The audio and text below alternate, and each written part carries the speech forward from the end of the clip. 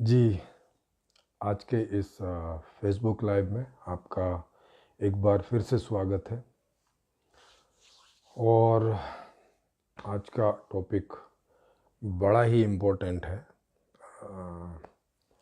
क्योंकि इससे बहुत कुछ तय होता है।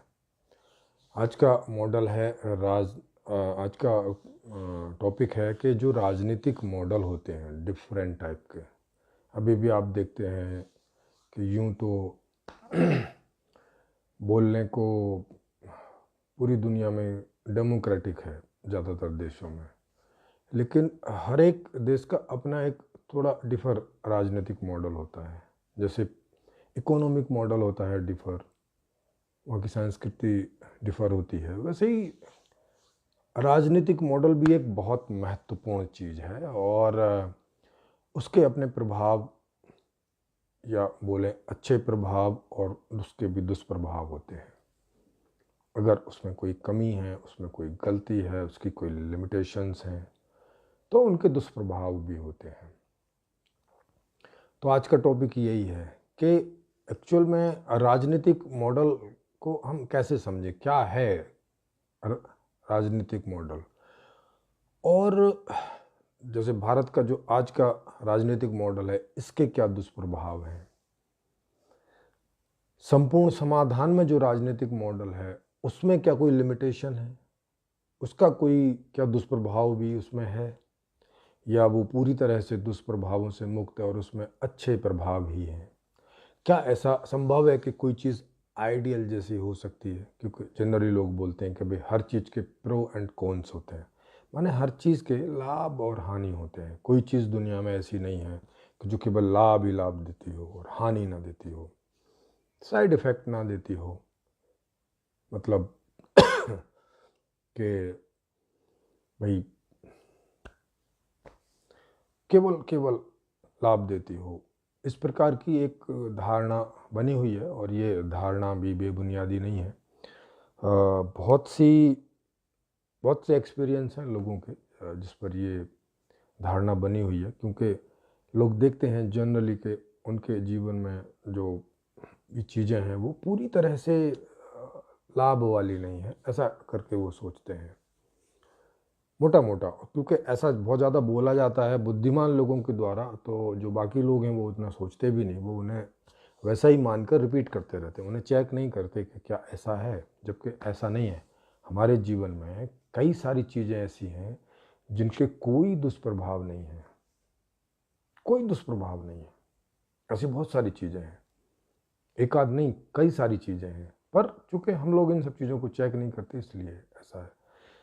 जबकि हर एक मॉडल में एक ऐसा अल्टीमेट मॉडल संभव है कि उसका कोई दुष्प्रभाव भी ना हो, वो एकदम वैसा हो जैसा हम चाहते हैं। हर चीज़ ऐसी हो सकती है, लेकिन ज़रूरी है कि उस बारे में डीप रिसर्च की गई हो, उसको डीप रिसर्च करने के बाद में उसका डिज़ाइन बनाया गया हो।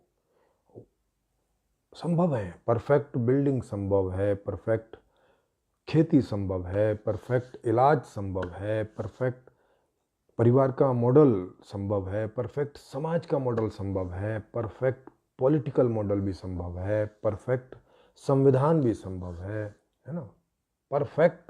परफेक्शन हर चीज़ में हो सकता है, ऐसा नहीं कि कोई चीज़ परफेक्ट नहीं होती है।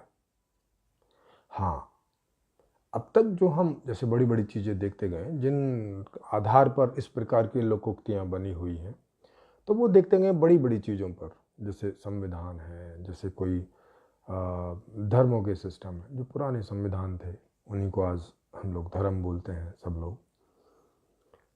तो जैसे ये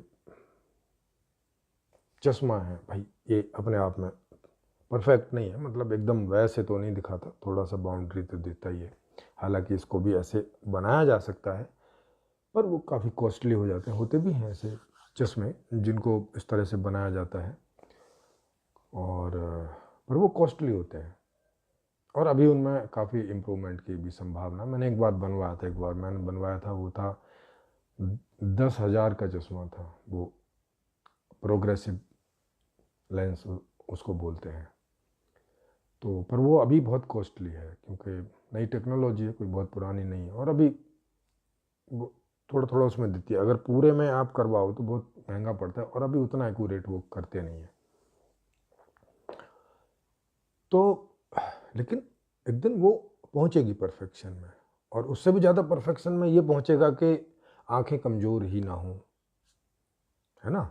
पूरा जब तक वो आदमी जिए, आँखों में इस प्रकार का कोई निकट दृष्टि दोष या कोई दूर दृष्टि दोष या कोई रतौंधी या धुंधलापन किसी भी प्रकार का पैदा ही ना हो, या पैदा हो तो दवाइयों से छट जाए। तो ऐसे ही आज का जो टॉपिक है वो है पॉलिटिकल मॉडल के ऊपर, माने राजनीतिक जो हमारा मॉडल है। जैसे भारत में अभी जो राजनीतिक मॉडल है वो है दल तंत्र पर आधारित। दल तंत्र का मतलब है, राजनीतिक मॉडल का मतलब होता है कि राज्य की नीतियों का निर्धारण और उसका चालन का तरीका, इसको बोलते हैं राजनीतिक मॉडल। क्योंकि उसमें दो ही बातें होती हैं प्रमुख रूप से, एक नीतियों का निर्माण और एक उन नीतियों के अनुसार उसका चालन, माने उसके हिसाब से व्यवस्था को चलाना। तो नीतियों का निर्माण और नीतियों का चालन, ये दो काम हैं। काम तो दोनों अलग अलग हैं, नीतियों का बनाना एक अलग बात है, नीतियों का चलाना एक अलग बात है। पर आज के मॉडल में ये दोनों काम एक ही आदमी करते हैं। वो कौन करते हैं? वो हमारे लोकसभा सांसद करते हैं सेंट्रल के रूप से, और राज्यों के रूप से वो विधानसभा के जो विधानसभा के मेंबर हैं वो करते हैं। कुल मिला के जिनको हम एमएलए और एमपी बोलते हैं। तो वो इन दोनों कामों को करते हैं। क्या करते हैं? नीतियों का निर्धारण भी करते हैं और नीतियों के हिसाब से चालन भी करते हैं। देश की व्यवस्था को भी वो चलाते हैं। दोनों वो काम करते हैं एक ही आदमी, राज्य के स्तर पर एमएलए और देश के स्तर पर एमपी, मिनिस्टर ऑफ पार्लियामेंट, और MLA minister of legislative assembly. तो देखें कि इसमें इसकी क्या क्या लिमिटेशंस हैं। जैसे कोई भी देश की व्यवस्था का उद्देश्य क्या रहता है, उस उद्देश्य को जानकर और इसको चेक करेंगे कि ये राजनीतिक मॉडल उस उद्देश्य पर कितना खरा उतरता है। जितना खरा उतरेगा जिस जिस मामले में, उस मामले में ठीक है। जिन जिन मामले में खरा नहीं उतरेगा उस मामले में खराब है। और जिन जिन मामलों में जितना खरा उतरना चाहिए उतना खरा नहीं उतर रहा है, तो वो उसकी लिमिटेशंस है, उस मामलों में वो ठीक से काम नहीं कर रहा है। तो क्या हो गया कि उद्देश्य क्या हो गया कोई भी किसी भी व्यवस्थाओं को बनाने का, और उन्हीं व्यवस्थाओं में से एक मुख्य अंग है राजनीतिक मॉडल। माने वहाँ किस प्रकार के लोग पहुँचेंगे, नंबर एक। उन लोगों को क्या क्या अधिकार होंगे, नंबर दो। जैसे हमारे यहाँ पे किस प्रकार के लोग पहुँचते हैं, और उन्हें दो अधिकार हैं, एक है नीति निर्धारण करने का और दूसरा है उसके हिसाब से चलाने का। ये दोनों काम उनके पास हैं। तो राजनीतिक मॉडल का मतलब हो गया कि कैसे उन लोगों का चुनाव होता है उन पदों पर, और फिर वो उन पदों पर क्या काम करते हैं। ये पूरा का पूरा एक राजनीतिक मॉडल कहलाता है। संविधान के अंदर ये एक राजनीतिक मॉडल है। तो अब देखें कि कोई भी व्यवस्था किस उद्देश्य से लाई जाती है, उसका जो समग्र उद्देश्य है वो है कि उस देश की परिधि में जहाँ पर ये व्यवस्था लागू होगी, इसके हर नागरिक को, और नागरिक से मतलब है अभी जो पैदा हुआ है बच्चा और मरने तक, पैदा होने से लेकर मरने तक जो आदमी है उसकी व्यवस्था, उस सब को वो जैसा जीवन जीना चाहता है। और यहाँ चाहता है का मतलब हम पॉजिटिव हिसाब से बोल रहे हैं, नेगेटिव वाला नहीं बोल रहे कि कोई चोरी करना चाहता है कि मर्डर चाहता है कि पूरी धरती का सम्राट होना चाहिए, उसकी बात नहीं कर रहे, अच्छे जीवन की बात कर रहे हैं। एक सुखद भरे जीवन की बात कर रहे हैं। तो जो आदमी जैसे जीना चाहता है उसको वैसा जीना मिल जाए, उसको बोलेंगे आदर्श व्यवस्था। और हर व्यवस्था का उद्देश्य तो यही होता है। जब भी कोई व्यवस्था बनाई जाती है और समाज में उसका प्रचार किया जाता है कि भाई ये व्यवस्था लागू है और आप इसको सहमति दें, इसको मानें, और लोग मानते हैं इसी आशा में कि उन्हें उनके इच्छा वाला जीवन जीने को मिलेगा। इस जो आने वाली व्यवस्था है उसमें तो हर व्यवस्था का उद्देश्य क्या हुआ कि उसके जो नागरिक हैं वो अपना इच्छित जीवन वहां जी पाए, बढ़िया फर्स्ट क्लास वाला। ये हर व्यवस्था का उद्देश्य है। तो इसमें एक बात तो समझ में आ रही है कि इच्छित वाला जीवन और ये कौन डिसाइड करेगा कि कौन आदमी किस बात की इच्छा करता है? ये आदमी ही डिसाइड करेगा, हर आदमी। क्योंकि ये दूसरा आदमी डिसाइड नहीं कर सकता कि मैं कैसे तरह के कपड़े पहनने चाहूँगा, किस रंग के, किस स्टाइल के, कौन सा खाना खाना चाहूँगा, आलू के, बैंगन के, क्या ठंडे परिवेश में या गर्म परिवेश में, कैसे परिवेश में मैं रहना चाहूँगा, है ना। ये कौन तय करेगा? ये हर आदमी व्यक्तिगत रूप से ही तय करेगा। तो अभी का जो मॉडल है उसमें एक गलती सीधे सीधे हमें दिख रही है। वो क्या दिख रही है कि इस मॉडल में कहीं पर भी 24 घंटे लोगों की मर्जी पूछने का, लोग अपनी इच्छा व्यक्त कर सकें, ऐसा कोई मॉडल इसमें समाहित नहीं है। न पॉलिटिकल मॉडल में समाहित है, न व्यवस्था में समाहित है कहीं पर भी। और जो हम कर सकते थे, माने संविधान बनाने का जो अधिकार है, वो हम अपना इन सांसदों को या विधायक जो मेंबर है उसको हम सौंप देते हैं अगले 5 साल के लिए कि भाई आप हमारे बिहाफ पर हमारे लिए कानून बनाओगे, ऐसी आशा में, ऐसे विश्वास के साथ हम ये अपना मत उनको देते हैं हर 5 साल में एक बार। पर जैसा कि हमारे पास पूरा इतिहास है कि वो नेता लोग वहाँ जाकर अधिकांश रूप से इस बात का ख्याल नहीं रखते, रख भी नहीं सकते। उसकी 2 वजह हैं। एक वजह तो ये है कि वो योग्य नहीं है ना। जैसे घर में माता पिता काफ़ी हद तक इस बात का ख्याल रख लेते हैं, ज़्यादातर माता पिता, कि भाई बच्चे को कब क्या चाहिए, है ना। बच्चे के और उनके बीच में एक संवाद की स्थिति रहती है। एक तो वो नज़दीक रहते हैं, मिलते रहते हैं लगातार, बच्चा बताता रहता है अपनी इच्छाएं, पिता सुनता रहता है और उसकी जो भी उसकी स्थिति है वो उसकी पूर्ति करता रहता है।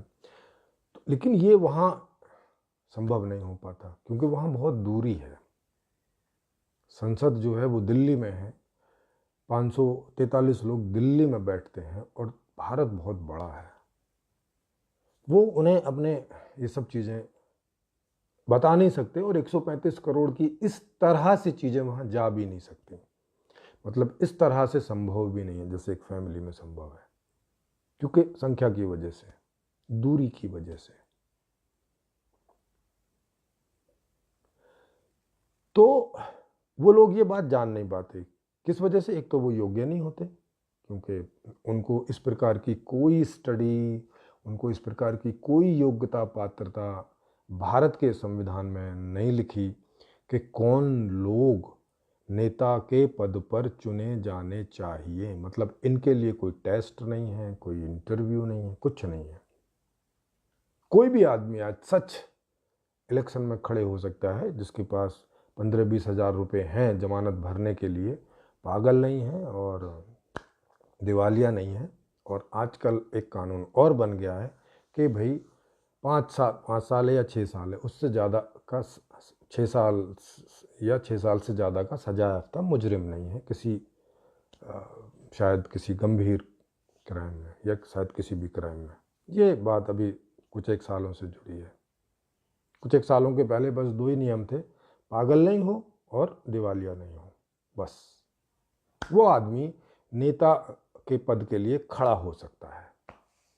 और अगर कोई भी तड़क जमा के, कोई भी तिकड़म लगा के वो वहाँ कुछ 20-25% वोट पा लेता है अपनी कॉन्स्टिट्यूंसी में, तो उसके जीतने की प्रबल संभावना रहती है। मतलब 20% वाला आदमी भी वहाँ जीत सकता है, क्योंकि वहाँ एक आध खड़ा नहीं होता, 15-20 लोग खड़े होते हैं, तो बहुत सारे वोट कटते हैं। तो जो कोई एक आदमी 20-25% भी वोट ले जाता है, उसके भी जीतने के चांस है। नहीं तो 30-35 वाला तो जीत ही जाता है, उसका तो श्योरिटी है। मतलब 50% वोट की ज़रूरत नहीं है वहाँ पर, क्योंकि वोट बहुत जगह डिवाइड होते हैं, क्योंकि कई सारे लोग खड़े हो जाते हैं। यहाँ का ये पॉलिटिकल मॉडल है कि एक जगह से कितने भी लोग खड़े हो सकते हैं, कोई संख्या निर्धारित नहीं है। जितने ज़्यादा लोग खड़े होंगे उतने ही कम परसेंट के वोट में आदमी की जीतने की संभावना है। मतलब अगर ये इन फ्यूचर कभी 100, 200, 400 लोग खड़े हों एक जगह से, तो संभव है कि कोई एक आदमी 5-10% वोटों में भी जीत जाए, वहाँ का MLA या MP बन जाए। बहुत संभव है। हालांकि अभी तक ऐसा हुआ नहीं है, खड़े होते नहीं एक जगह से। मेरे ख्याल में 10-15 से ऊपर स्थिति शायद ही जाती होगी, तो फिर भी 20%, 25% पर भी लोग जीत जाते हैं। और वो कोई बहुत ज़्यादा तिकड़म वाली बात नहीं है। उसके कई तरीके हैं आज के समाज में, क्योंकि समाज बहुत सारे वर्गों में बटा हुआ है। उनमें से आप 1-2 वर्ग को बस साध लो, कैसे ही करके इमोशनली साध लो, उनकी जाति के आप हो इस तरह से साध लो, उनके धर्म के आप हो इस तरह से साध लो। मतलब ये फैक्टर काम करते हैं। ये फैक्टर काम नहीं करता वहाँ पे कि आप जिस पद के लिए जा रहे हैं उस पद पर क्या वो कार्य करने के लिए आप योग्य हैं, क्या आप नीति निर्धारण करने में योग्य हैं, क्या आप नीति के अनुसार देश को चलाने में योग्य हैं जो कि ऐसा परिणाम दे। कैसा परिणाम? कि जिसमें हर नागरिक जैसी जीवन जीने की उसकी इच्छा है वैसा वो जी पाए। क्या उसके लिए वैसा स्पेस, वैसा वातावरण, वैसी सारी व्यवस्था, वैसी सारी सुख सुविधाएं, क्या आप उनका निर्माण और निर्धारण और उनका चालन कर सकते हैं, कर सकने की क्षमता है क्या? ये वहाँ मुद्दा ही नहीं होता। ये वहाँ पे कोई स्टैंडर्ड ही नहीं है इस तरह का। वहाँ क्या स्टैंडर्ड है? भाई आप इनकी जाति है कि हो क्या? अरे भाई जाति से क्या लेना देना? आपको क्या इसलिए नेता बना रहे हैं क्योंकि आप हमारी जाति के हैं? नहीं जी, आप SC ST के हो के नहीं, आप OBC के हो के नहीं, आप इस कास्ट के हो के नहीं, माने वहाँ जिस कास्ट का वर्चस्व हो उस इलाके में।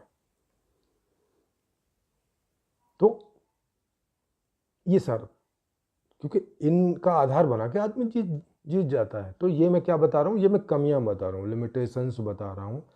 आज का जो राजनीतिक मॉडल है संविधान में, तो कुल मिला के ये राजनीतिक मॉडल के मैं लिमिटेशन बता रहा हूँ, मगर ओवरऑल ये लिमिटेशन है संविधान के इस परिप्रेक्ष्य में राजनीतिक मॉडल के आसपास। तो एक तो योग्य लोग नहीं पहुंचते वहां पे, नंबर 1। अब जब योग्य लोग ही नहीं पहुंचेंगे तो सीधी सी बात है कि सटीक वाली जो नीतियां हैं उनका निर्माण नहीं होगा। क्योंकि कैसे होगा? हर काम तो योग्यता से होता है। जिसको ट्रक चलाना नहीं आता उसको ट्रक की सीट पर बैठाएंगे तो वहाँ पे 99% चांस हैं कि वो एक्सीडेंट मारेगा। वो ट्रक को ठीक से नहीं चला सकता, उसकी कोई संभावना नहीं है।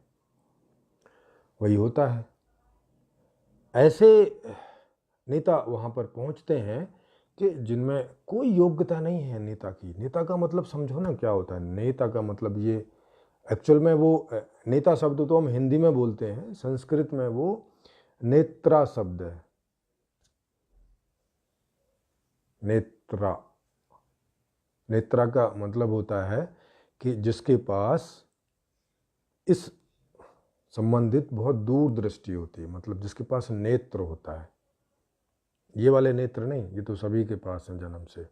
ज्ञान का नेत्र होता है, उसके पास समझ होती है, वो बुद्धिमान होता है, उस मामले में,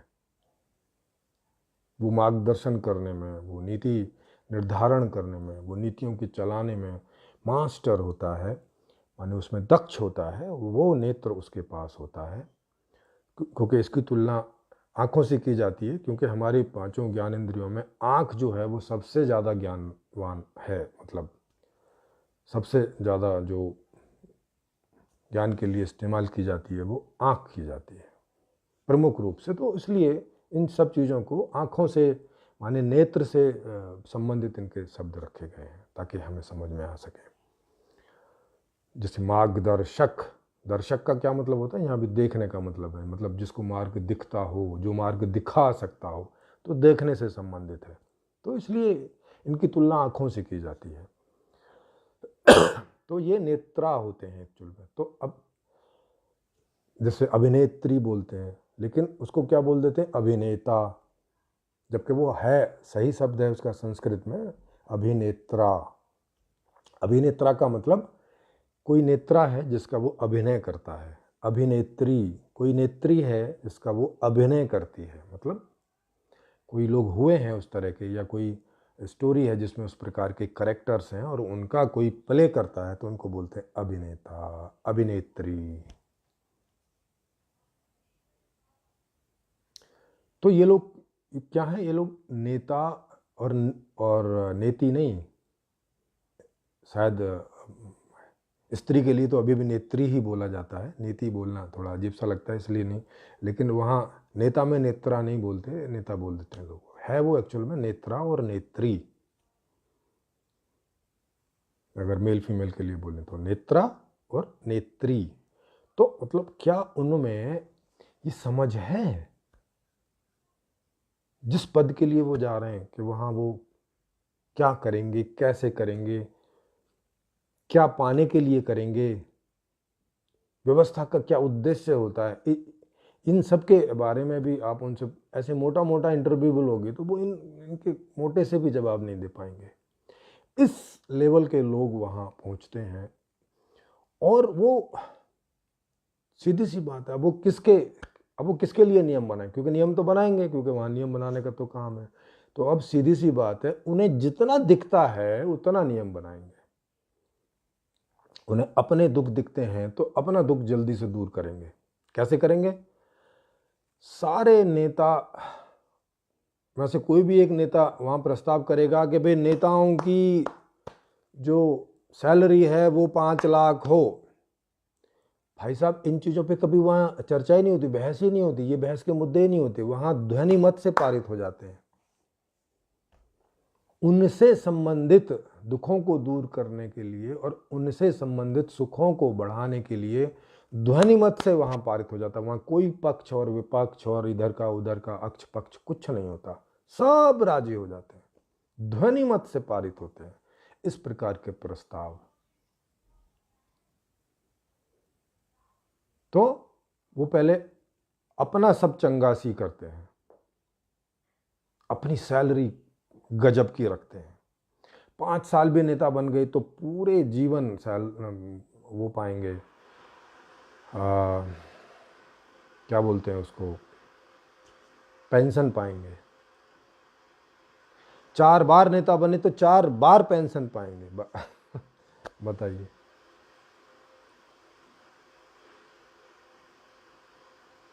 तो और आम आदमी के लिए क्या है?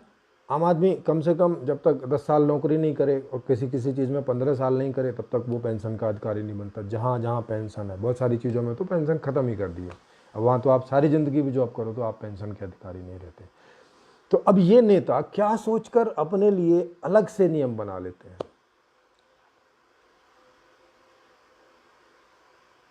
ठीक, इनके ऊपर कोई अभियोग नहीं चल सकता जब तक वहाँ का जो अध्यक्ष है उसकी परमिशन ना हो जाए।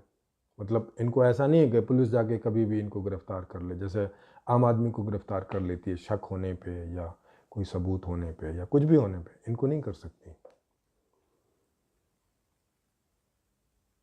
इनके लिए वहाँ जो है उनको परमिशन लेनी होती है।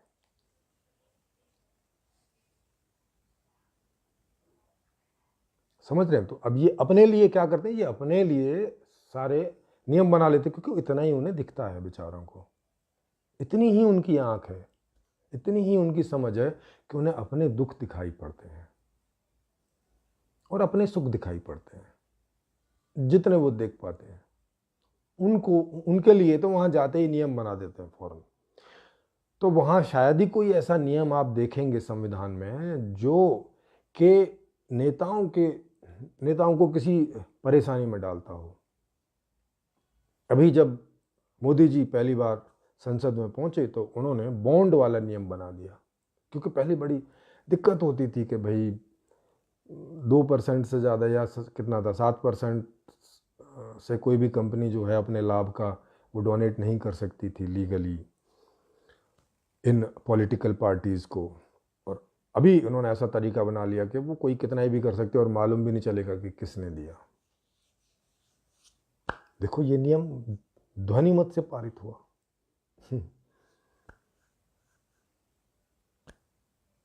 आप पूछ रहे हैं कि प्रधानमंत्री को उसमें कितना आया, कहाँ खर्च हो रहा है, नहीं, कोई जवाब नहीं है, आरटीआई से भी नहीं मिलेगा।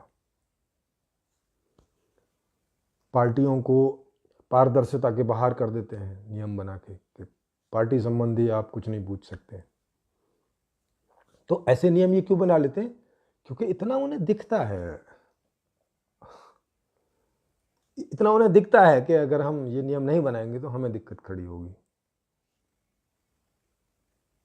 तो इतने वो नियम बना लेते हैं वहां जाके। कुछ और नियम कौन से बना लेते हैं? जिन इन पार्टीज को या इनको अपने पर्सनल खाते में जिन उद्योगपतियों से बड़े बड़े चंदे मिलते हैं, जिनसे इनकी पार्टीज चलती हैं, जिनसे ये इलेक्शन लड़ते हैं, जिनके बल पर इनके जीतने के चांस बढ़ते हैं, जिनसे ये प्रोपेगेंडा पूरा फैलाते हैं, जो नहीं किया उसको भी बताते हैं कि किया, जितना नहीं किया बताते हैं कि उतना किया, माने झूठ बोलते हैं। ये सब आप लोगों के सामने जग जाहिर ही है। शायद ही कोई नेता है जो झूठ नहीं बोलता हो। हाँ, कुछ लोग बड़े और ज़्यादा झूठ बोलते हैं, कुछ लोग कम बोलते हैं, पर लगभग सारे नेता झूठ बोलते हैं, माने एक तरह से प्रोपेगेंडा करते हैं। अपने ही मालिक को, जनता मालिक है उनकी, अपने ही मालिक से झूठ बोलते हैं, उनको झूठी सूचनाएं देते हैं, उनके साथ धोखा करते हैं। क्या करें, और वो योग्य ही नहीं है इस बात की कि ईमानदारी बरत सकें। ऐसी क्षमता नहीं है उनमें, इतना दूर का नहीं देख पाते वो। तो ये बहुत बड़ी लिमिटेशन है। तो अब वो अपने ही परेशानियों से घिरे रहते हैं। तो अब और क्या नियम बनाएंगे कि जिनसे वो चंदा ले रहे हैं उनको कोई दुख ना हो, उनको कोई कष्ट ना हो। वो उधर से बोलते हैं कि भाई हमें इन चीज़ों से कष्ट है, आप ऐसे ऐसे नियम बनाइए। तो वो नियम बना देते हैं। अभी जैसे जिनको ये बोल रहे हैं कि किसानों के लिए नियम बनाएं, एक्चुअल में वो मार्केट के नियम है, बाजार के नियम है। अब गलती इनसे ये हो गई कि इन्होंने किसानों के लिए बनाए हैं ऐसा करके प्रचारित कर दिया। नहीं तो अगर इन्होंने ऐसा बोला होता कि ये मार्केट के नियम है तो कोई उतना झंझट ही नहीं था। सारी प्रॉब्लम तो इसी बात की हुई कि ये नियम तो तुम बना रहे हो बाजार के लिए, उद्योगपतियों के लिए प्रमुख रूप से, उनके फेवर में ज़्यादा है, लेकिन प्रचारित कर रहे हो कि किसान के फेवर में है। ऐसा बना रहे हो जैसे ये मार्केट के नियम नहीं, ये तो किसानों के नियम है, एग्रीकल्चर के नियम है, जबकि ऐसा कुछ करके है नहीं। तो अब उन्हें ऐसा क्यों बनाना पड़ता है? सीधी सी बात है कि जहाँ से वो इतना फंड ले रहे हैं, जहाँ से वो लेके अपना इतनी बड़ी पार्टी चला रहे हैं, इतना बड़ा दुनिया में जो सबसे बड़ा डिजिटल मॉडर्न जो ऑफिस बनाया है, जो अरबों रुपए का बनता है, तो इनकी कोई अपनी फैक्ट्री, कोई पार्टी की कोई फैक्ट्री तो चल नहीं रही है। सब डोनेशन से ही आया है ना, सारा चंदे से ही आया है। तो अब जिनसे चंदा ले रहे हैं वो फ्री में थोड़ी ना चंदा दे रहे होंगे। तो वो अपने हिसाब की नीतियां बनवाएंगे, तो उनके हिसाब की ये नीतियां बनाते हैं।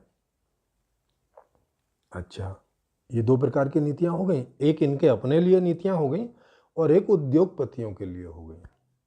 दो प्रकार की नीतियां हो गई। अब तीसरे प्रकार की नीति कब बनाते हैं? जब कोई मामला बहुत उठ जाता है। जैसे उदाहरण के लिए निर्भया कांड उठ गया था, तो भाई उसमें इन्होंने फांसी का नियम बना दिया, लोग खड़े हो गए बहुत सारे, तो फांसी वाला नियम बना दिया। तो ऐसे कभी कभी ऐसे नियम बनते हैं, पर वो कभी कभी बनते हैं जब लोग बड़ी संख्या में इकट्ठे हो जाएं। तीन प्रकार के छोड़ के ये कोई नियम बनाते हैं क्या? अब ढूंढ के देखना पिछले पूरे 72 साल में, मतलब एक बार जो संविधान बन गया उसके बाद की बात कर रहा हूं, क्या कभी बाकी नियमों का कोई रिव्यू होता है? कोई उनमें अपडेशन होता है? बस ये तीन प्रकार के नियम ये बनाते हैं, जिसमें दो प्रकार के तो ये हमेशा ध्यान रखते हैं। एक अपने लिए, माने नेताओं की के दुखों को दूर करने के लिए और उनकी सुख सुविधाओं के लिए। दूसरा उद्योगपतियों की सुख सुविधाओं के लिए। अभी कोरोना में बड़े बड़े पैकेज गए, इनके लिए गए, उपभोक्ताओं के लिए नहीं गए, इनके लिए गए। बाकी के लिए तो चुग्गे जैसा कहीं भी दिया भी होगा तो। और कभी कभी कोई मुद्दा बहुत बड़ा समाज में बन जाता है, जिसमें ये फंस जाते हैं कि अब अगर कोई नियम नहीं बनाया तो आपकी पार्टी चली जाएगी, अगली बार आपको वोट नहीं मिलेगा। इस डर की वजह से उससे संबंधित ये नियम बनाते हैं, या उसको सीआईडी केस बना देते हैं कि भाई चलो सीआईडी इस बारे में सब इस केस को स्टडी करेगी और वो करेगी। नहीं तो वो नॉर्मल अदालतों में और नॉर्मल ही थाने इत्यादियों में चलते रहते हैं ज़्यादातर केस। इन तीन प्रकार के नियमों के अलावा, जबकि यही तो तीन प्रकार के लोग हैं नहीं दुनिया में, यही तो तीन प्रकार के नियम है नहीं, ये कोई अवलोकन करते हैं पीछे के जितने भी अमेंडमेंट हुए हैं बहुत सारे नंबर में, आप उनको उठा के देख लीजिए, वो आपको लगभग इन्हीं तीन कैटेगरी में मिलेंगे। बहुत कम चांस है कि बाकी कोई इन्होंने ऐसे अमेंडमेंट किए हों, क्योंकि इतना ही उन्हें दिखता है, इतने ही दूर के वो दर्शक हैं। इससे ज़्यादा उन्हें न दिखता है, न अनुभव होता है, न समझ में आता है, तो कैसे उस तरह की नीतियां बना सकते हैं? कैसे जो एक आदमी अंतिम छोर पे रहता है, जो गांधी जी बोलते हैं भाई अंतिम छोर, अंतिम आदमी तक बात जानी चाहिए, वहां तक कैसे देखेंगे? उसकी पसंद नापसंद का क्या ख्याल करेंगे? दिखता ही नहीं है वहां तक, ये योग्य ही नहीं है उतने के वहां तक देख सकें। तो ये कितना बड़ा, मतलब ये मूल में कितना बड़ा फ्लॉ है, कितना बड़ा लूप होल है, कितनी बड़ी कमी है भारत में। भारत की जो अभी संविधान चल रहा है उसके राजनीतिक मॉडल में ये कितनी बड़ी कमी है, जिसकी वजह से हमें वहाँ योग्य लोगों की भारी कमी है। और ऐसा वही नहीं, लगभग हर देश में, क्योंकि ये बात बहुत ज़ोरों से उठ रही है कि नए आइडियाज़ का बड़ा अभाव दिख रहा है। जो आउट ऑफ बॉक्स थिंकर्स होते हैं, नेताओं का बड़ा अभाव दिख रहा है। नेता दिख ही नहीं रहे दुनिया में कहीं पर भी। नेत्रा मतलब उस लेवल के जिन्हें वो आखिरी आदमी दिखाई पड़ता हो, जिन्हें वो आखिरी आदमी समझ में आता हो, जो ऐसी नीतियां बना सकें जो उस आखिरी आदमी के लिए हो। वो दिखता ही नहीं इन्हें, वहां तक देख ही नहीं पाते हैं, उतनी दृष्टि नहीं है, क्योंकि इन आंखों से तो उतनी दूर देखा नहीं जा सकता। तो ज्ञान की आंख से ही आप देख सकते हो, वो है नहीं उनमें।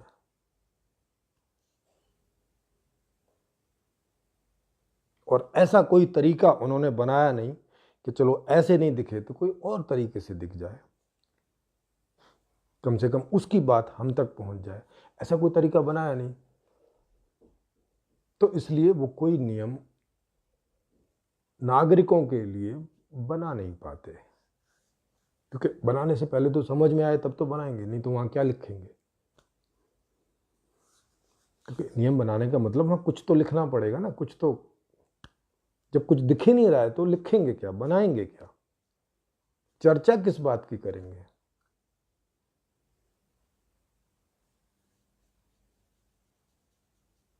इसके अलावा उनके पास कुछ समय बचता है तो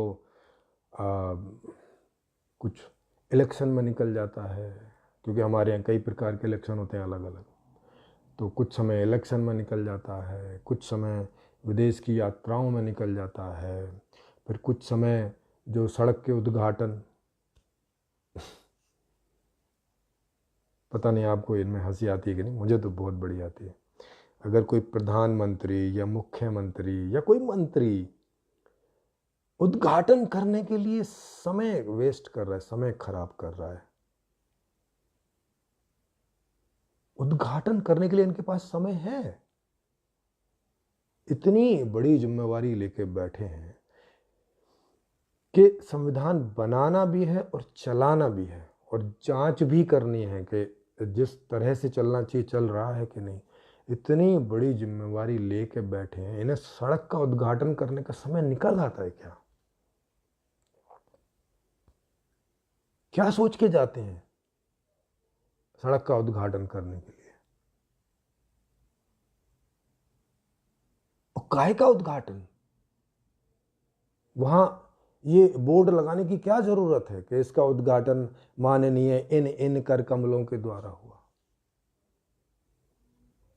अरे जिस भी निगम ने वो चीज बनाई है, बस वो डिक्लेयर कर दे आज से ये रेडी है, अब इस पर आप जो है इसका उपयोग कर सकते हैं। उद्घाटन भाई काहे के लिए?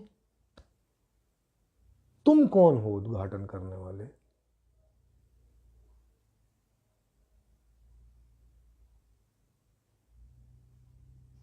अरे उद्घाटन करवाओ तो किसी मालिक से करवाओ, जनता से करवाओ, तुम तो नौकर हो, तुम कहां पहुंच गए वहां उद्घाटन करने?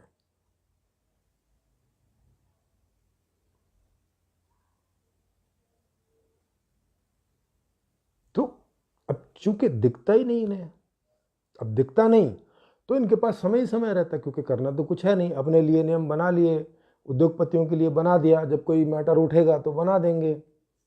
इसलिए आप देखते हैं संसद में कोई बहुत ज़्यादा चलता भी नहीं, कोई एक शीतकालीन सत्र होता है, कोई एक ग्रीष्मकालीन सत्र होता है, बस ऐसे कभी कभार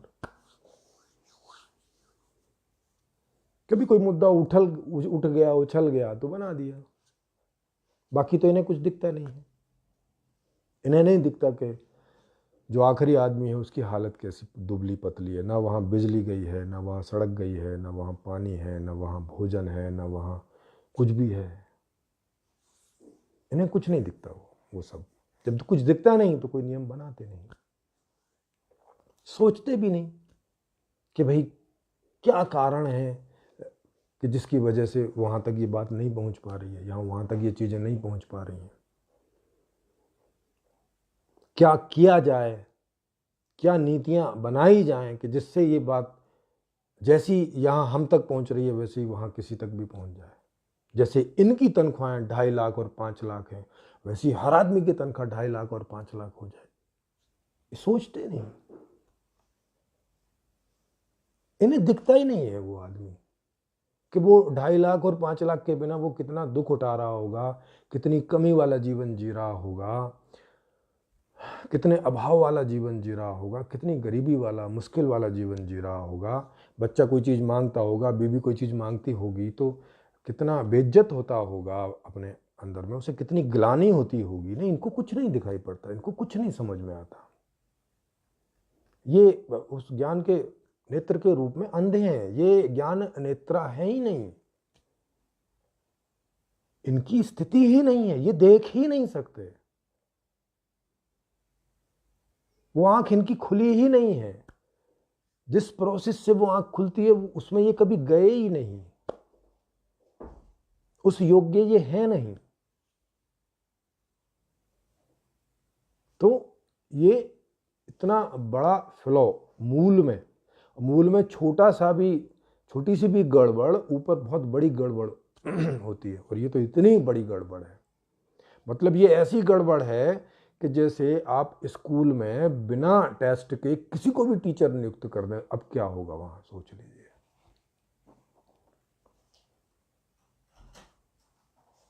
पूरा भविष्य अंधकार में होगा, कोई बच्चा ठीक से पढ़ा लिखा नहीं होगा। इतनी सी गलती, ये अभी छोटी सी तो गलती है कि टीचर के रूप में आप ये नियम बना दो कि बस आप पागल नहीं होने चाहिए और दिवालिया नहीं होने चाहिए, आप टीचर नियुक्त हो सकते हैं।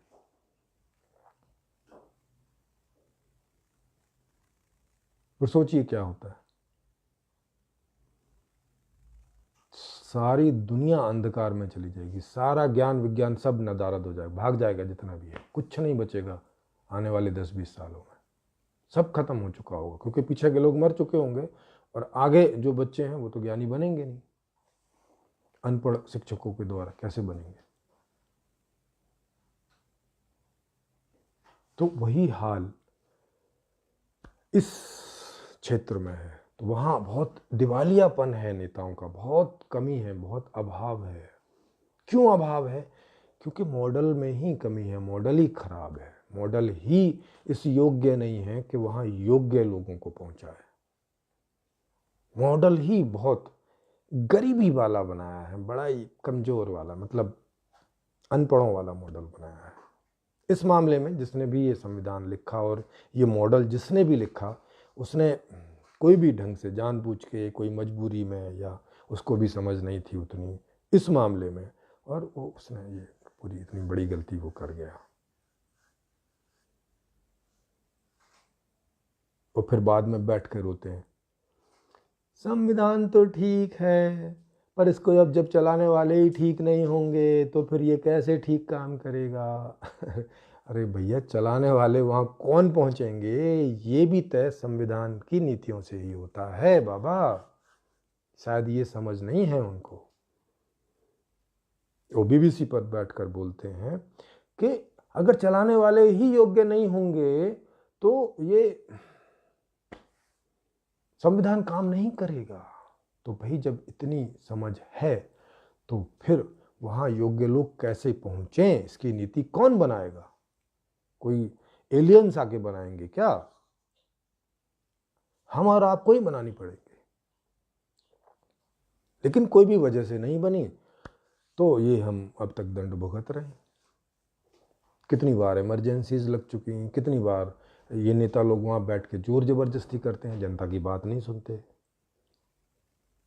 अभी 5-6 महीने से किसान वहाँ बैठे हैं, अपना भी समय वहाँ इतना लगा रहे हैं, इनकी भी समस्या हो रही है, दिल्ली वालों को भी दिक्कत हो रही है, पर इन्हें कुछ समझ ही नहीं आ रहा है।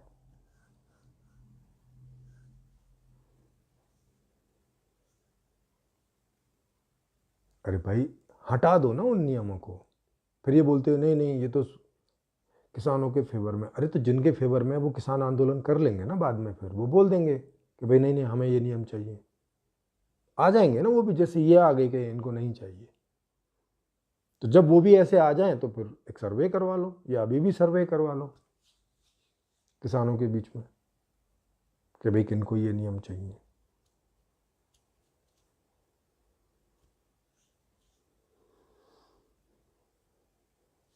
क्यों नहीं करवा रहे हैं? इसका मतलब है कि अंदर खाने, उनको भी अंदर कहीं कहीं लगता है कि शायद इसमें बहुमत नहीं मिलेगा, इसीलिए तो नहीं करवा रहे। नहीं तो इतने सारे सर्वे होते रहते हैं। इसके लिए एक सर्वे करवाने में क्या प्रॉब्लम है? 6 महीने से वहाँ लोग परेशान हो रहे हैं, वो भी कोरोना काल में। अगर कोरोना इस तरह से है तो वहाँ से भी तो फैलता ही होगा ना।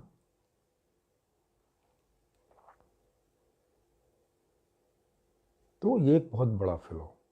तो एक तो अयोग्य लोग वहाँ पहुँच रहे हैं, जिन्हें न संविधान बनाना आता है, और जिन्हें बनाना नहीं आता तो चलाना तो कहाँ से आएगा, क्योंकि चलेगा तो उन्हीं नीतियों के हिसाब से ना, जो नीतियाँ आप बना लोगे।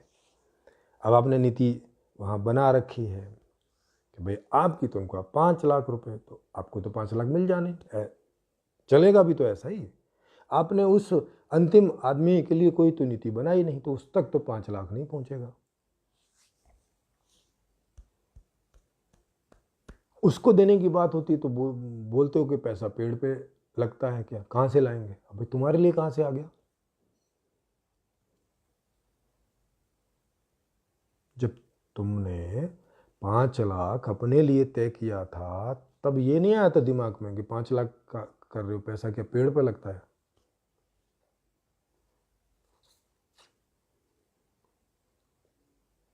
हम्म?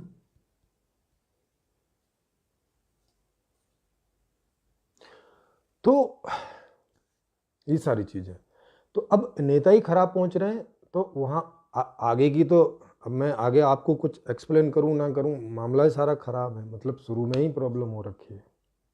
अगर शुरू में ठीक होता, आगे कहीं कुछ दिक्कत होती, तब तो मैं शुरू का बता के आगे का कुछ बताता। यहीं पे इतना बड़ा गंभीर गलती हो रखी है कि उसका तो परिणाम तो जो है वो होना ही था।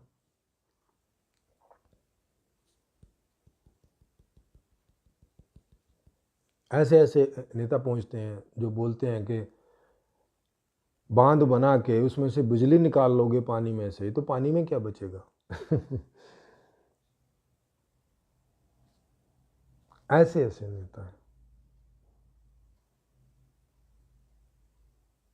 बोलते पानी में बचेगा क्या, हम पानी पिएंगे उसका फायदा क्या होगा?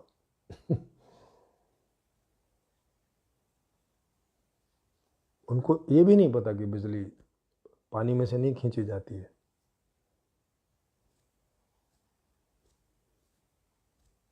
पानी जो बह रहा है गुरुत्वाकर्षण के कारण ऊपर से नीचे, उसके बल को जो डायनमो है उसको घुमाने के लिए उस बल को यूज किया जाता है और डायनमो बिजली पैदा करता है। उनको नहीं मालूम ये बात।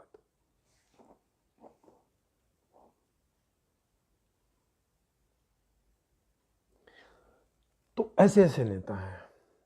तो एक तो ये हो गया, ये इतना बड़ा जो है कमी हो गई इसकी। अब आगे तो फिर सारी कमियां हैं। एक तो ये हो गया, दूसरा ये हो गया कि हमारे यहाँ भारत में दल तंत्र है। मतलब दल जो राजनीतिक लोग हैं वो दल रूप से संगठित हैं, दलों के रूप से, जैसे बीजेपी, कांग्रेस, सपा, बसपा, साउथ में बहुत सारे हैं, क्षेत्रीय पार्टियां हैं बहुत सारी। पार्टी होने की वजह से क्या होता है कि इन्हें पार्टी को चलाने के लिए सीधी सी बात है भाई, फाइनेंस की ज़रूरत पड़ती है, चंदा की ज़रूरत पड़ती है। बिना चंदे के तो कोई भी संगठन चलता नहीं है, वहाँ खर्चा होता है। संगठन के अपने मॉडल, अपने जो उनके एजेंडे होते हैं वो सब चीज़ें होती हैं, उनका अपना आइडिया होता है, उसे लोगों तक पहुंचाना होता है। तो इस सब चीज़ों में बहुत बड़ा खर्चा होता है, ऑफिस बनाना होता है, उसमें लोग पेड और अनपेड बहुत सारे तरह के काम करते हैं। तो अब वो काम पैसे के बिना होता नहीं। पैसा आम आदमी तो देगा नहीं, क्योंकि आम आदमी तो गरीब है, वो क्या देगा? तो सीधी सी बात है, उद्योगपतियों से ही पैसा मिलेगा, तो उद्योगपतियों से वो पैसा लेंगे। तो अब उद्योगपतियों के लिए ही उन्हें कानून बनाने, मजबूरी भी है उनकी, नहीं तो उन्हें दोबारा इलेक्शन में जाना है, उन्हें पार्टी चलानी है। तो अब ये उनकी मजबूरी भी है। मतलब थोड़ा बहुत उन्हें दिखता भी हो दूर तक, थोड़ा बहुत वो सोचें भी, तो स्पेस नहीं है, समय नहीं है, क्योंकि इनकी तीमारदारी से समय मिलेगा तब तो किसी और के बारे में सोचेंगे। तो ये उनकी मजबूरी है कि उन्हीं की तीमारदारी उनको करनी पड़ती है, उन्हें नाराज नहीं कर सकते।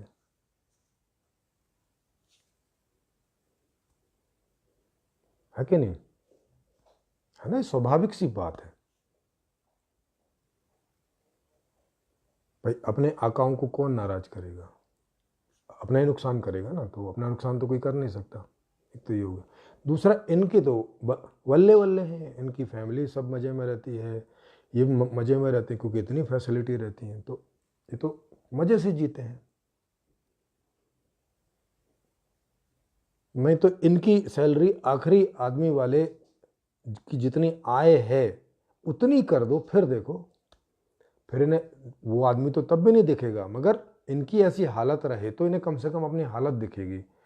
उसमें एक ऐसा नियम बना दिया जाए कि भाई जो आखिरी आदमी की जितनी आय होती है, नेता को जो है उतना उतना वेतन मिलेगा, और कोई पॉलिटिकल पार्टी नहीं होगी, क्योंकि कोई पॉलिटिकल पार्टी नहीं होगी तो उसके चंदे की ज़रूरत नहीं है। आप सिंपली इलेक्शन में खड़े होंगे, अपनी बात बोलेंगे, जनता को आप ठीक लगेंगे तो आपको चुन लेगी, और आप वहाँ जाइए और उतनी सैलरी लीजिए जितनी आय सबसे कम गरीब, मतलब सबसे गरीब आदमी की जितनी कम आय होती है उतनी आप सैलरी लीजिए। उसकी आय बढ़ाइए तो आपकी सैलरी बढ़ जाएगी। तब उन्हें संभवतः अपने बढ़ाने के चक्कर में उसकी बढ़ाएं, उसके लिए सोचें। पर चूंकि विधान तो इन्हीं के हाथ में है, तो ये ऐसा विधान क्यों बनाएंगे, अपने गले में रस्सी क्यों डालेंगे? तो डालते भी नहीं है, इतने समझदार तो हैं ही। अपना दुख तो अनुभव होता ही है। ये समझदारी तो हमें बचपन से, मतलब जन्म से ही मिलती है कि अपना सुख और दुख तो अनुभव सबको होता है। उतने के लिए तो कोई अलग से योग्यता पात्रता की जरूरत होती नहीं। तो ये दो कमियां हो गई। एक हो गई कि दल के रूप में मान्यता प्राप्त हो रखी है, तो राजनीतिक मॉडल दलीय नहीं होना चाहिए। कोई भी खड़ा हो जाए ऐसा नहीं होना चाहिए, इसका भी टेस्ट होना चाहिए, इसके भी कोर्स होने चाहिए, इसका भी टेस्ट होना चाहिए। जो एक लेवल से ऊपर पास करते हैं केवल, और एक जगह से केवल 2 लोगों को आप, जो भी वहाँ पे जिन लोगों ने आवेदन किया है उनमें से जो सबसे 2 ऊपर ज़्यादा नंबर वाले हैं उनको वहाँ मौका मिलना चाहिए, और जिसको भी 50% से ज़्यादा वोट मिले वो नेता बने। और कम से कम इतना तो होना चाहिए, नहीं तो 5-5, 10-10, 20-20, 25-25% में आदमी जीत के चला जा रहा है। क्या मजाक है? ये डेमोक्रेसी मजाक है? डेमोक्रेसी का मतलब है कि मेजॉरिटी जिसको पास करती हो। तो ये 2 बड़े हो गए। अब ये टॉपिक तो बहुत बड़ा है, लेकिन ठीक है, मुझे कहीं जाना है तो मैं इसको शॉर्ट में बोलता हूँ। अब ये 2 बड़ी गलतियाँ होंगी। संपूर्ण समाधान में क्या है कि संपूर्ण समाधान में आप नेता को 2 काम के लिए नहीं चुनोगे, आप नेता को केवल एक काम के लिए चुनोगे। किस बात के लिए? परिचालन के लिए, कि वो संविधान के हिसाब से सिस्टम का परिचालन करें, सिस्टम ना बनाएं। मतलब संविधान में रद्दो बदल करने का अधिकार उनका नहीं होगा। हाँ, वो प्रस्तावना कर सकते हैं, क्योंकि वो उस चीज़ के जानकार होते हैं, तो वो प्रस्तावना करें। प्रस्तावना पे जनता देखेगी और जनता बहुमत देगी जिस नियम को, वो नियम बनेगा, या जिस नियम को हटाने का बहुमत होगा वो नियम हटेगा। जनता तय करेगी, नेता नहीं। चाहे वो नेता के बारे में नियम हो, चाहे वो किसी के भी बारे में नियम हो। तो ये जो आप 2 काम के लिए नेताओं को चुनते थे, संपूर्ण समाधान में एक ही काम के लिए नेताओं को चुना जाएगा। एक जो अधिकार है वो जनता के पास 24 घंटे रहेगा। नंबर एक, इसके लिए कोर्सेज होंगे, इसके लिए टेस्ट होगा, और एक कॉन्स्टिट्यूंसी में केवल कोई 2 लोग जिनके सबसे ज़्यादा उसमें नंबर होंगे वही केवल वहाँ पे खड़े होंगे, और उनमें से जो जीतेगा वो जो है। और हाँ, संपूर्ण समाधान में एक कॉन्स्टिट्यूंसी से 5 नेताओं की बात है। जैसे अभी तो बहुत सारे नेता खड़े होते हैं मगर एक ही जीतता है, उसमें 5 कोई जीतेंगे। तो एक ही कॉन्स्टिट्यूंसी को 5 भागों में बांट लिया जाएगा, छोटे कॉन्स्टिट्यूंसी में, और वहाँ से एक नेता, और एक जगह में 2 नेता खड़े होंगे। माने कुल मिला के 10 नेता खड़े होंगे, 2 करके, और उनमें से एक करके जिसको भी वहाँ का 50% से ज़्यादा वोटिंग मिलेगी वो जीत के वहाँ पे उस नेता का काम करेगा, माने उन नियमों का परिचालन वहाँ करेगा। तो वहाँ से ये दोनों नियम, वो जो नया संपूर्ण समाधान में जो पॉलिटिकल मॉडल है वो इस प्रकार का है। अब आप कोई बोलेंगे कि नहीं यार, जनता को इतनी समझ तो होती नहीं, वो कैसे जान सकती है? जब इन्हें इतनी समझ नहीं है तो वो कैसे जान सकती है कि कौन सी नीतियाँ बने, कौन सी ना बने? नहीं, वो दूसरे तरह से, जनता परिणामों से देखती है। जनता इन चीज़ों को परिणामों से देखती है। परिणाम उसके हक में आ रहा है तो नियम रखेगी, परिणाम नहीं आ रहा है तो पास कर भी दिया है कोई वजह से, तो जैसे ही उसके परिणाम अगर नहीं आ रहे हैं 2-4 महीने देखेगी, नहीं आ रहे हैं तो भी हटा देगी, या उसमें अमेंडमेंट करवाएगी, और आ रहे हैं तो ठीक है कंटिन्यू रखेगी, ख़राब आ रहे हैं तो हटा देगी। तो जनता के हाथ में, तो जनता कभी भी हटा सकती है। उसको तो 5 साल का इंतज़ार करने की ज़रूरत नहीं है कि हम अब दूसरी पार्टी को लेके आएंगे, वो फिर हटाएगी, पता नहीं वो भी हटाएगी कि नहीं हटाएगी। तो ये अधिकार हमें अपने पास रखना चाहिए। दूसरा ये है कि उसमें ये चीज़ दूसरे भी ढंग से है। उसमें जनता जब सिस्टम के साथ जब भी इंटरेक्ट करेगी, जब भी, तो हर एक बार के इंटरेक्शन में एक हैप्पीनेस इंडेक्स आएगा। जैसे वो 5-10 स्टार में आता है ना, अभी आपसे पूछते हैं, कोई आप एप्लीकेशन यूज करते हैं तो पूछते हैं हाँ भाई आपको कितना कंफर्टेबल रहा, तो पूछते हैं बाद में आपका रिव्यू लेते हैं कि भाई आप 5 स्टार देते हैं कि 6 देते हैं कि आउट ऑफ 10 कितने देते हैं। तो आप जितने ज़्यादा उसमें रहते हैं तो देते हैं। तो अब ये पसंद नापसंद तो आप बता ही सकते हैं। आपको नहीं पता ऐप क्या होती है, ऐप कैसे बनती है, ऐप क्या चीज़ है, ये सब आपको नहीं नॉलेज है। ऐप अच्छी है कि बुरी है आपको नहीं मालूम, मगर वो आपके लिए कंफर्टेबल है कि नहीं ये तो आपको पता है। आपके लिए वो अनकंफर्टेबल है ये तो बच्चा भी जानता है इस बात को। तो उसको कोई टॉफ़ी दो, वो उसको अच्छी लग रही है कि बुरी लग रही है ये बात तो वो जानता है। क्योंकि ये योग्यता तो हमें जन्म से मिलती है इसके लिए, और ये योग्यता सबके पास रहती है। इसके लिए किसी गुणाभाग करने की ज़रूरत नहीं है। पसंद नापसंद वाली जो योग्यता है, तो इसको संपूर्ण समाधान में इसी को वोट बना दिया गया है। क्या बना दिया गया है कि जब भी आप इंटरेक्शन करेंगे सिस्टम के साथ में, और अगर आप वहाँ से अनकंफर्टनेस माने आपको कोई भी परेशानी होती है, तो आप उसके बाबत नेगेटिव वोट डाल दीजिए। माने आप 5 स्टार से कम स्टार दीजिए। वहाँ पे जितनी ज़्यादा समस्या है उतने कम स्टार दीजिए। 4 स्टार दीजिए, 3 दीजिए, 2 दीजिए, 1 दीजिए। तो ये आपका नेगेटिव वोट के रूप में काउंट होगा। और अगर कोई भी चीज़ के बारे में 10% से ज़्यादा नेगेटिव वोट हो गए, माने 10% लोगों ने नेगेटिव वोट डाल दिया, इसका मतलब है, ये समझा जाएगा कि वहाँ बड़ी समस्या है, और उस पद पर जो आदमी होगा या उस बात के लिए जो नीति जिम्मेवार होगी वो अंडर क्वेश्चन आ जाएगी, और वो तुरंत निरस्त हो जाएगी, वो तुरंत हट जाएगी वहाँ से, और वो दोबारा करेक्ट होने के लिए चली जाएगी। और इन द प्रोसेस ऑल्सो जब तक वो 10% नहीं होता है, तो उस पद पर जो लोग काम कर रहे हैं वो लोग इनको सॉर्ट आउट करने की कोशिश करेंगे। भाई क्या दिक्कत है, क्या बात है, क्या परेशानी हुई, क्या चीज़ हुई, सामान टूटा हुआ पहुंचा, क्या सही सर्विस नहीं मिली, क्या मतलब क्या हुआ, जो भी परेशानी वो आप नीचे लिखोगे भी कि मुझे ये दिक्कत हुई है। वो आदमी आपको फ़ोन करेंगे, वो डिपार्टमेंट आपको फ़ोन करेंगे, पूछेंगे। वो कब पूछेंगे, क्यों पूछेंगे? एक तो वो योग्य हों, दूसरा अधिकार आपके पास हो, क्या आप उन्हें कभी भी हटा सकते हैं।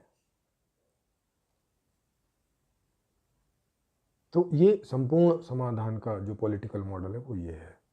दूसरा, वहाँ नगरीय व्यवस्था है, और सारी नगरीय व्यवस्था, वहाँ ऐसा नहीं है कि छोटा गांव, बड़ा गांव, छोटा नगर, बड़ा नगर ना। उसमें धीरे धीरे वो नगरीय व्यवस्था है, सारे नगर जो है एक बराबर संख्या के होंगे। मतलब जैसे मान लिया 10 लाख लोगों के नगर होंगे, तो 10 लाख के ही सब नगर होंगे। उनमें वहाँ कभी 10 लाख से ज़्यादा संख्या एक्सीड नहीं करेगी। जैसे ही अगर कोई जनसंख्या बढ़ती कुछ होती है, उसके लिए अलग से नगर बसना शुरू हो जाएगा। तो इससे आपको पॉल्यूशन और ये बहुत सारी वो भी दिक्कतें नहीं होंगी, और आप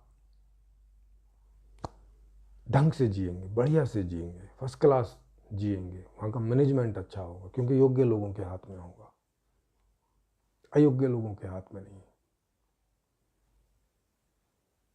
और उनकी लगाम जनता के हाथ में रहेगी 24 घंटे, तभी ना मालिक रहेगी सच में। अभी कहाँ मालिक है?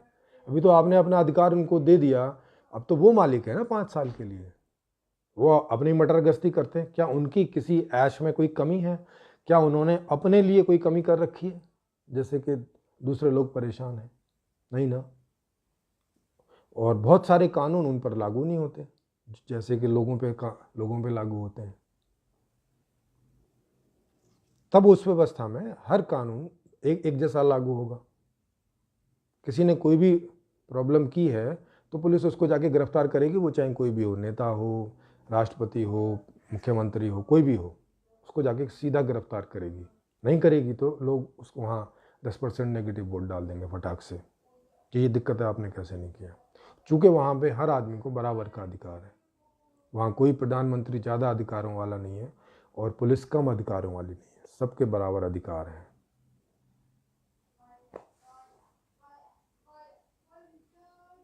तो ये जो है पॉलिटिकल मॉडल जो है संपूर्ण समाधान में, और उसमें और भी बहुत सारी बढ़िया बातें हैं। आप उसका कमेंट्स में उसके लिंक होंगे, वहाँ से आप फ्री में डाउनलोड करके उसको पढ़ सकते हैं, सुन सकते हैं उस किताब को और समझ सकते हैं अच्छे से।